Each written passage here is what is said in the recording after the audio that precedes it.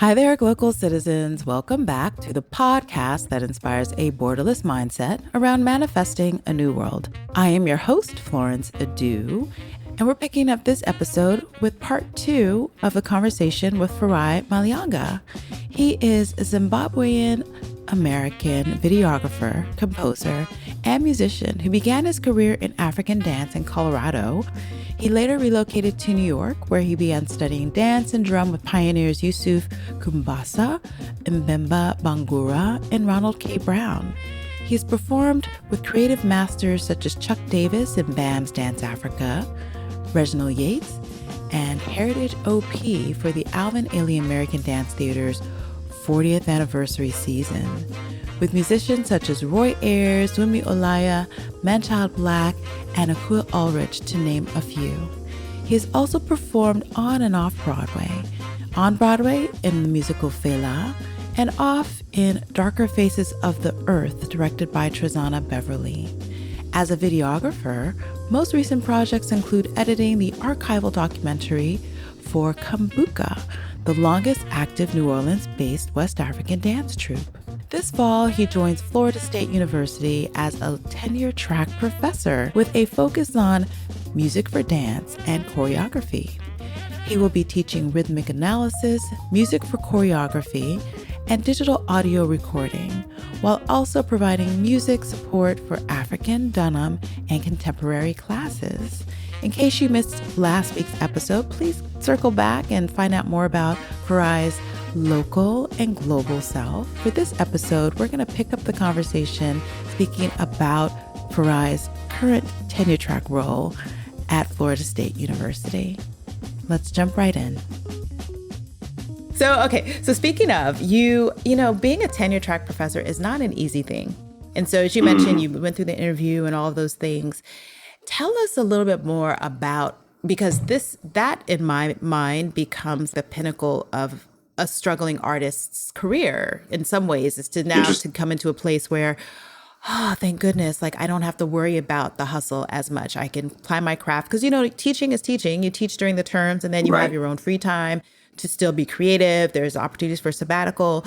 So tell us a little bit more about the business. You mentioned it a little bit, but tell us a little bit about the hustle to get to this place. So you told us the specifics about this role, but like over the years of being a, you know, videographer, being a, you know, composer, all of those things, tell us a little bit more about those parts of your life. I mean, when I was in school, I was one of them kids. I wasn't a bad kid in terms of I wasn't, you know, breaking things or, you know, cussing or whatever else. But I was definitely not a great student because the fact that my mind was other places. I'm a definite artist. So I hated being stuck. I hated being confined. Mm-hmm. So when I finally graduated and I was able to go to New York, I actually came here and they gave me a 3.8. And I was like, I don't deserve no 3.8 when I did my last year in high school in Colorado. I was like, I don't deserve no 3.8 the way I was doing. So I busted my butt senior year. I busted my butt. Graduated a year early. But that, you know, so I was never a great student in terms of that's not where I was. I was a great student in terms of student of the world. I did things in my own sequence. So when I got the freedom to get to New York, I tried to, you know, get a job and do all the stable things. But I was like, man, I'm going to do it my way. I'm going to do it my way. And when you make that bold commitment to your art form, you sacrifice, right? You constantly have a choice. Do I make extra money or do I work on my craft? You know, do I work at this private school that I'm teaching at full time, or do I work part time at the private school and work part time in Brownsville with the charter school because I want to be around African American students as well? Right. You know, do I support this artist who I think is amazing and compose music for her, even though she's paying me, you know, $500 when she should be paying me $5,000? That's the hustle. That's how we do. Because like if I got the opportunity to work with some of the most amazing artists, I worked with Camila A. Brown when she was first starting to develop and create her own thing. I worked with Crystal Brown, who and composed several pieces for her as she was developing her company. And she ended up going to Vermont and becoming a professor over there. Mm-hmm. I worked with Beatrice Capote before she got a position at Indiana University. You know, and all these artists were hustling and creating amazing work. And they didn't have big budgets at the time, you know. So that's how we work, you know, as artists. That's been the last 20 years of just really being a part of working with the most amazing artists, mostly African-American women, that were and are revolutionizing the dance world. But it came at a cost. I had plenty of summers when, I was like, okay, do I get bottled water? I'm gonna die of thirst. And I remember the first time I realized how stupid we live was the time when I was in the summer. I literally didn't have enough money to go get the bottled water, and I was like, "Damn, I can't. What am I gonna do?" And then all of a sudden, I realized, "Oh, you can drink water from the tap." I forgot. I drinking Avion. It didn't occur to me that, you know what I mean?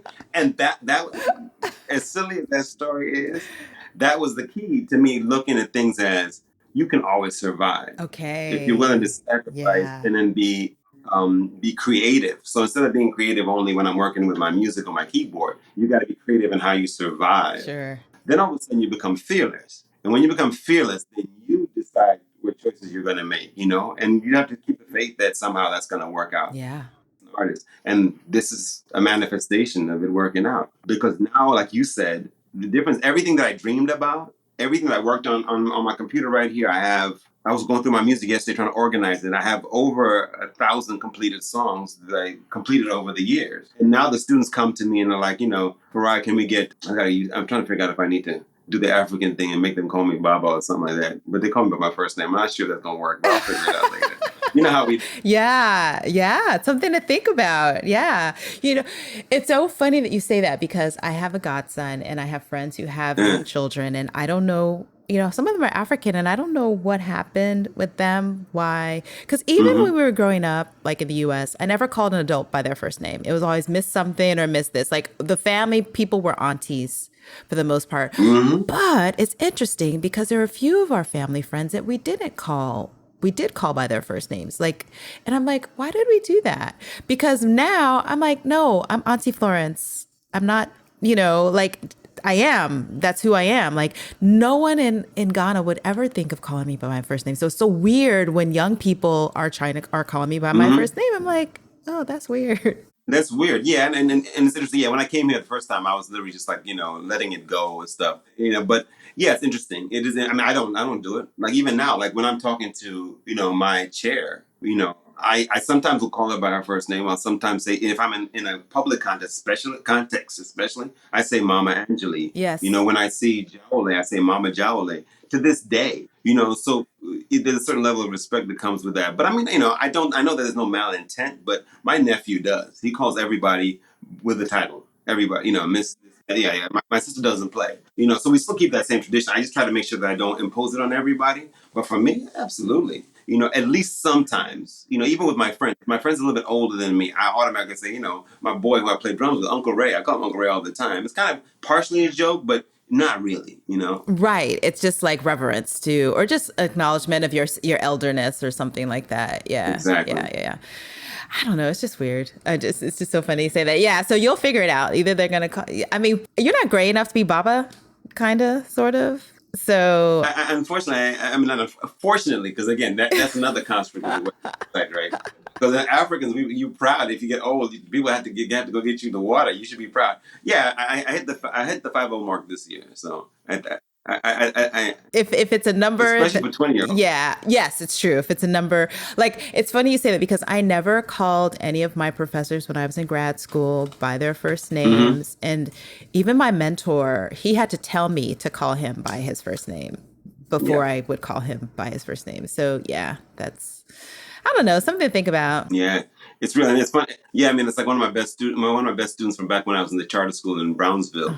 He just hit me up to congratulate me, and he's over at he's at Howard right now in Atlanta. Yeah, and he literally was like, he still calls me Mr. Malianga. Yeah. And I'm not sure how to get him to call me. I almost wish I like Brother Farai better, because it still shows a little bit of respect, but it still allows us to be a little more familiar than Mr. Malianga per se. But yeah, it's interesting, but yeah, he's Nigerian. His parents are Nigerian, so of course, it never occurred to him to call me by my first name, even though now we're cool, Yeah. I don't know, just something to think about. That's something to think about. It is a major issue. But the good thing about those kind of things is that we can laugh about them, but they do have a meaning. They do mean something. And I think for us, it's really tough, right? Because we are that generation of people that grew up as we get to choose which African traditions we keep, right? To some degree. Right.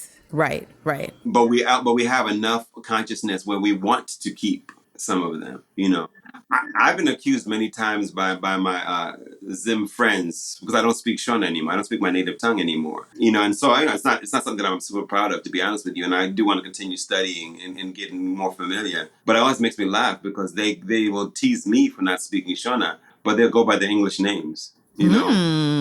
Very interesting, right? Yeah. Yeah, it absolutely is. It's like how, Touche. right? Yeah, it's like, I've been recently listening to a summit. So I listen to these summits every now and then on a network called the Shift Network. So they do a lot of different, whatever, qigong, yoga, whatever. But this one's on mystics. And so it's cultivating this kind of question in my head around the intersection between like all of the religious practices and what a mystic like, and the idea that a mystic is across all cultures, right? Yes. So and it's Yeah. across all. So if a true mystic is not going to necessarily differentiate between a Buddhist or a Hindu or a Christian, et cetera, et cetera. They may have their spiritual path, but in the mysticism that it is, it's this more universal concept of the basis of divinity, right? Right. And so, I mean, just what in our conversation is just bringing to mind a lot of those conversations about like the ancestral lineage, like how do we pay tribute, and still preserve, but still recognize that at the core of all of this, there's just one, and that's one concept of divinity that should prevail in all of the conversation. So, yeah. Yeah, you're talking the next level stuff, right? Because and that's the problem with me. Sometimes I find myself split psychology, right? There is and a friend of mine, a good friend of mine once called me. I was talking about something about the universality of classifications, basically dealing with race issues, and she was like, you just post." I'm like, "Post? What do you mean by post?" She's like, well, your concepts take away all of the discussions that people are having around their reality because you're thinking so far ahead that it's not practical for people to be thinking that far ahead. Exactly. And that's what I've been feeling. Exactly. That's what I've been feeling that for throughout. Yeah, exactly. Like my concepts are farther ahead, and it really takes the baby steps of de-indoctrinating humanity, from those things. And so then it becomes a question of, is it important to call me by my first name or not? So I guess that's what I was kind of getting at. It's like, Big time, right? Exactly, yeah. But you're keeping certain things to be able to teach people things like the racial construct. It's just a construct. But I'd be naive and stupid to say that we don't have to be proud to be black because in order for us to get rid of the enigmas that come with being black or being African, I do want to support that. But at the same time, I can say, well, there's so much diversity within the black race. There's so many different types of Africans within the black race that it's kind of a misnomer for us to just assume that every person that has dark skin is going to automatically fit under that same umbrella. It's also crazy because what is it, brown paper bag test, or what exactly are we using to? I know a whole lot of people that people look and call black that have absolutely nothing in common with the most African things that I believe in. And I'm not saying that those things are not important, but it's just that let's really look at, like you said, the universal truths behind why we call ourselves what we call ourselves. And I think that's an important discussion. But yeah, again, when I'm working with my students, where do you have to meet people where they're at? The baby steps that you talked about. So that's a big struggle, especially being a teacher. It's like, okay, am I really? Yeah, am I meeting the student where they're at and then taking them where they need to be, or am I going to just espouse my great understandings and they won't be able to use any of that information for themselves? yeah, exactly. Which is a good segue into my mindset hack question. So this is where I ask you to share your favorite or an innovative mindset hack. So this is one that you can imagine, one that you know of, or one that you practice. Wow, a mindset hack. As I've gotten older, I realized that I've always been an introvert for all practical purposes. So I can speak in crowds. I'm not, I come from a family of political. We get in that just another day. But I come from a family of people that were very political in Zimbabwean culture and history, as well as my grandfather was a reverend. So we don't have no problem being in front of a crowd speaking, no problem. But I don't get my energy from being in crowds. I get my energy from being in a quiet space. My number one hack, as weird as it seems, maybe it comes from my mother's OCD-ness, is to organize. Always organize first. Because when I organize the space, I start to get into the meditative space. So one, you know what? Let me speak in this way. I designed a schedule, which I'm still trying to figure out exactly how it works. It's 2-2-1-1-2-1 schedule. 2 days work. 2-1-1-2-1. 1-1-2-1. That better come out to 7, or else I'm BSing right now. Wait, 2-1-1-2. 1-1-2. 1-1. Yeah. Is that right? Yeah. 2 days working for somebody else. Okay. 1 day for you, no one else. 1 day working for somebody else, and then 2 days you have someone else, right? And then 2 days working for you, and then 1 day off, not doing anything. Interesting. So two days of working for another, 1 day of working For you, for yourself. just for you. Yeah. Mm-hmm. And then another day of working for another, and then another 2 days of working for you. Just for you. Right? And then 1 day is off, whatever rest day that is.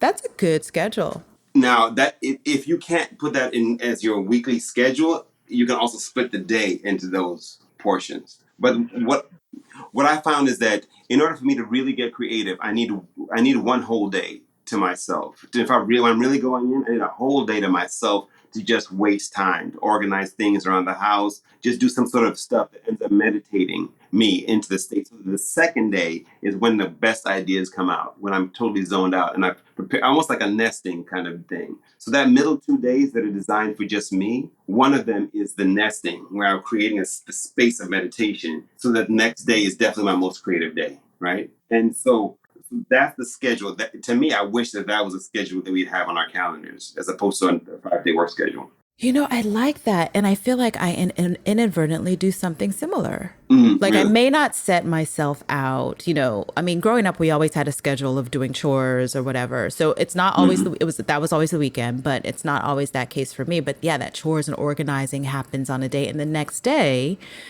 I get into the me stuff. Right. Yeah. Absolutely. And it's not necessarily the other stuff. I mean, working for yourself, it's different sometimes. But yeah, I get it. Yeah. Right. Yeah. And then, of course, you must, and the hardest one is having that 1 day where you don't do anything. You don't do anything for yourself. You don't do anything for anybody else. You just go for a walk. You just go for, for a drive. And that is the hard day. But yeah, so that is the schedule that I actually have tried. I mean, luckily for me, I've always been independent contractor while I was in New York. So I was literally, at the beginning of each semester, I would get work from Brooklyn Academy of Music, teaching artists work. And so I was able to kind of create, between the different organizations I worked for, I could kind of create that kind of schedule by choosing which days I worked. And during the pandemic, that's when I really began to understand the power of controlling your schedule. Yes, I think so many have. It's so funny because for me, the pandemic was like, oh, okay, this is kind of what I do already. So it wasn't a hard transition to move into that. Yeah. And I wanted to, when you were talking about the organization, I remember, so Farai and I have worked on projects together in the media space, content space. And so going to his studio, his home-based studio to do some recordings. And if you want to hear some of Farai's work, my theme music for our infomercial or infographic was composed by Farai. So I'll put a link to that so everyone can listen and actually, find more about the company or whatever. But yeah, so your space was very organized. It was this compact space that was seriously organized with everything. When he pulled out the studio or set up the studio, I was like, wow, that's so innovative. So, this is a man that actually puts his words into practice. Well, it's interesting. I mean, as far as that's one of the biggest things I want to accomplish here. Same idea is I actually want to write a grant. My plan is to buy a van and outfit the van very much in the same way as the studio that you came to visit. Oh, nice. And doing the same thing. So as opposed to you coming to me, I could drive to you and record, whatever work projects you have to do. That's a great idea. Yeah. So that's going to become, and the purpose of that will be to archive, to literally go to places where our elders are, where history is being lost, and have them come into the van or have the equipment come out to where they are so I can interview musicians, singers, historians all around the country. That's my ultimate goal. Nice. I love that. So that's a what's next for you. So let's talk a little bit about what's next. What's new and next for Farai? Yeah, I mean, yeah, I should save that answer for the final part of what's next. I guess as I was saying, I was thinking about that. But I mean, yeah, what's next is just the tenure track. Right now, this next year is going to be a little bit of work because there is a transition moving from freelancing in the real world to working in academia. I've never been big on money. I have a bad relationship with money. I'm not proud of it. And I never wanted to look at it that way. Whenever somebody says, "Oh, money is evil," or "money this that," they usually means that they don't want to do the work to organize it. So I'll be real. Boy, when you say you have a bad relationship, what does that mean with money? It means that I've always used the excuse that a lot of people use about how money Oh, corrupts. okay. I get it. And that's not true. Money's just a tool. So I'm trying to finally get past that and start to really think about, like, how do I embrace the idea that organizing, saving money is not a bad thing. Yeah. It's something we all have to do, and especially as artists, you don't have to necessarily give up your creative independence, but you do have to be serious about how you use money. And the great thing about being here is that I have to write grants. I have to budget, because all of those type of things, if I plan things out really well, I end up getting the support from the institution to do the work that I want to do, which is exactly what I've been doing for the last 20 plus years, which is support artists. Like, when you come to me, I mean, of course, you Florence, I do. So you have a budget, you don't play.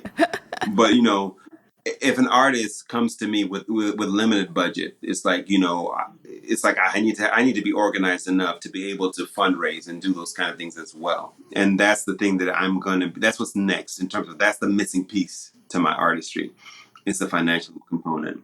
So I've got to do some humbling and work on that part. But being here makes things easier because a lot of grants are designed for that. And, the reality of it, institutions based on bringing money in. Right. That's true. It's true. Yeah. So it is that transition. Yeah, I get it.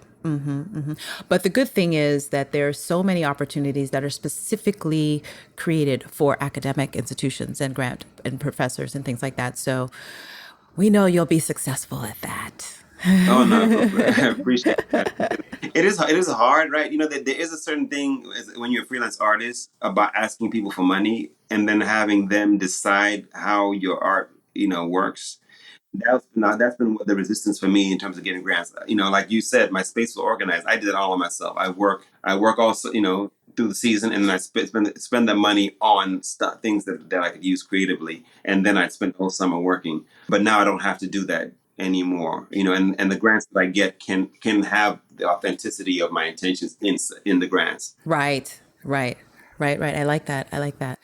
Okay, so we've talked all about you and your work and a little bit of your wanderings, but who is Farai that's not working, that's not composing, that's not, creating something? Who are you? Are you a reader? Are you a watcher? Are you a listener? And what are some of your favorite reads, watches, or listens? Ooh, I am not a big reader. I have a tendency of reading very little, but when I read, stuff sticks with me forever, ever. So I'd say the books that I got obsessed with that are a big part of my psyche right now are Octavia Butler's books. Oh, yes. Oh, yes. I went in on Octavia Butler's books, and yeah, I don't want to diss people's attitude towards reading and everything else, because I have a lot of respect for people that read a lot. But whether you read or use oral tradition, which is, all those things are valid. It's not so much what you read or what you listen to. It's really more about what you keep, in my opinion, and what you hold on to. Like how you retain it. Yeah. Yeah. Yeah. How you retain it and how you use it. How you use that information. Sure. Sure. Sure. Okay. So just to stop you on Octavia Butler, what is your favorite? Or is there a favorite so far of her books? Favorite book from Octavia? Parable of the Sower. That's your favorite? Yeah, I think so. Okay. Okay. Yeah. Okay. That's a good one. That was my first one that I read. And I do love that story. It's a great story. And it kind of speaks to that mysticism, because she herself became like this mystic in a way, Absolutely. It 100%. It 100%. Yeah, speaks to that. That's why I love what you said. Yeah. Yeah. Anyway, yeah. Keep going. Keep going. Yeah. My favorite is Wild Seed. Oh, okay. Yes. I definitely agree with that. Yeah, I like that. I mean, I've read the series, more of the series, and it's fine too. But Wild Seed was just the shapeshifters of it all. And not to be a spoiler for anyone, but if you haven't read it already, I'm joking. Read the books. Read the books because it's science fiction. I mean, and it's Afrofuturistic in a lot of ways. But yeah, it's just well, the beauty of that. Sorry to cut you, but the beauty of that book is the African history that I've been studying for years, and I've been starting to understand. She is able to include all of that. I was aggravated yesterday, and I was looking for the World History Calendar, and it was pretty good. Mm-hmm. It did talk about the Mali Empire. It talked about the Ghana Empire. It talked about Egypt, but it still had some of that colonial separation where all of a sudden Egypt is not a part of Africa now. Exactly. Okay, cool. So you have the Kushites, but you don't, but you, and then you have Egypt. So they literally catalog them as not being a part of Africa. So then, how the hell did you have the Nubians come in and take over Egypt? For a vast amount of time, if it's not a part of Africa, and then this one really kicked me. So I have to teach some classical music, or the teaching me classical music is a big part of one of the classes that I teach, right? So I'm looking at it, taking a look at trying to figure out how I'm going to incorporate classical music. I'm looking at the different types of classical music, from medieval to classical to romantic, different sections to Baroque. And then I'm saying, how come they call them medieval up until 1400s? Like, and then before that, they act like there was no music before that. I mean, how's that possible? Then I said, when did the Moors get in Europe? I was like, wait, the Moors were in Europe, right? The Moors took over Europe, right? Sure enough, 1492, Columbus gets sent by Spain to the Americas. Why did they do that? Was that because they just finished kicking out the Moors from Europe, and so now they wanted to do conquest to try and like create a new narrative? But before that, the Moors were in charge of Europe. The Moors were the same people, whether you want to consider them Arab or not, or they are Arab or Muslim. They were Muslims who already interacted with all of the North and West African Muslims, including the Mali Empire, which happened around by the same period. So there's no way you can now tell me that nothing was happening until Europeans started making classical music. Come on. Exactly. Yeah. We were already mixed. Right. We were. But about the fact that Kush and the Nubians were specifically destroyed, that there was definitely destructive tendencies all those times. So whomever was the archivist then, that's why I love the idea of your traveling archive band, because we need it. We need to, no one is going to tell our stories but ourselves. We let history tell us this. And so it's very important that we do so. And so just to echo your frustration, I was also still, like I said, back to the summit. One woman was speaking about how the Romans were the originators of this certain way of thinking in the spiritual sense. Right. And, I was like, the Romans stole everything from the Egyptians. Right. So I can't. And exactly. I'm just like, okay, that colonization is still there. So we'll just let it be. And I was like, and then I'm like, why y'all fighting? Like, I'm not trying to be superior to you. Like, I'm just telling you that all of us were in this together from the beginning. We were all in this. And I think that's the key thing, is that we were all in this together. And unless humans realize we're all in this together, that's just where we're going to be. Right. So this is where we're going to be. Yeah. And that's but yeah, while yes, for that reason, while see this. Yes, indeed. Exactly. Okay. So any listens? I know you're huge on music. You are a composer. Any favorite listens? Any favorite watches? Man, I'm terrible. It's really bad about being somebody that makes music. It's you have to go through these large periods of mute times where you don't want to listen to anything, only because it'll influence the way you, whatever is the song in your mind, or in your heart. Yeah, I get it. Yeah, I'm really in a weird place right now where I'm just like trying not to listen to too much because of that. I mean, it's the whole new hip hop movement is interesting to me. It's like I listen to Kendrick Lamar and I listen to J. Cole and I'd be like, these guys are geniuses. And yet I'm also frustrated by the paradigm that they're caught in, the pop music scene. I feel like they have to cater to the context, especially now that, Snoop and all other people, no disrespect to all hip hop fans. But there's like all these artists now are jumping on the bandwagon and giving people like Kendrick Lamar the legacy of hip hop. And I'm like, don't know if they fit. Like, I would love if Public Enemy was on them stages with Kendrick Lamar talking about, I endorse The consciousness. the conscious rap, because I'm like, I don't see the lineage. I don't see the lineage sometimes. So anyway, but let me leave that aside because I don't want to get a bunch of folks against me. Kendrick Lamar is dope. Mm-hmm. And I listen to some of his stuff. J. Cole is dope. In terms of the hip hop scene, I'm like, these guys really consciously as well as creatively and artistically bring in some next level stuff on the hip hop side of things. I also like Farai Malianga a lot. He doesn't get as much props as he should in terms of hip hop, but he is definitely one of those artists that's just like a pure artist. He makes his stuff. He's trying to be more. He's trying to be more. And I'll be honest with you, it's hard for me to listen to hip hop right now, mostly because of the N word. I can't. I can't. Yeah. It really bothers me after a while. I don't want to speak like you talk about meditation. Yeah. That is a mantra. And remember, they used to be back in the days, or maybe not. You look young, so I don't know. Maybe not as older. Anyway, you're lucky. You're going. Your whole family going. Y'all don't know how to age at all. just telling fact. Anyway, the looking back to all the different context of the legacy for me. The legacy is like all the old school hip hop and stuff like that. Public Enemy and KRS-One.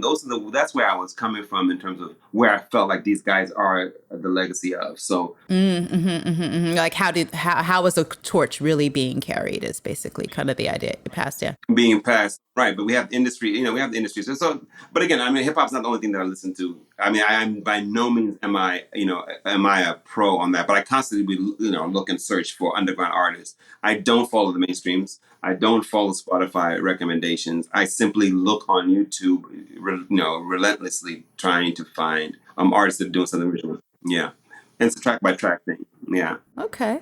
All right. Well, that's a good insight into the man that when he's not being creative and how he maintains his creative self. So that's cool. Farai, this has been such a lovely conversation. I thank you so much for your time today. And so before we close up for today, are there any last thoughts that you'd like to share with the listeners? Stay creative. Mm-hmm. The reason why our society goes through problems is because we don't respect the arts. We don't respect the art of storytelling. People think that, I think a society that is in ill repair or that's deteriorating culturally does not need more technology. It needs more art, because the arts are the way in which we share information on how to treat each other and how to work together. So when the School of Dance struggles to get funding, for its programs and projects because it's not as important as the STEM subjects, that's what I want people to remember. That we're the ones that provide the stories that make people come together and work together. And until you have a situation where people are finding tools to communicate, all the other forms of study and academia are held invalid. So stay creative, stay genuine. Yeah. Stay creative. And it's so interesting you say that, because more and more it's becoming STEAM and not STEM for arts.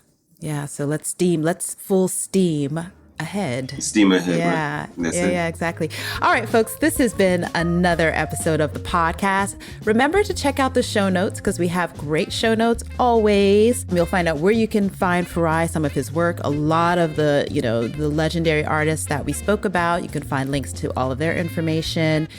There are new episodes of this podcast each and every Tuesday at glocalcitizenspod.com or wherever you find your podcasts, Google, Apple, Spotify. And I know I promised at some point that YouTube is coming, and it is, guys. It is. Just, the work is the work. So soon you'll find us on YouTube. And so until next time, bye for now.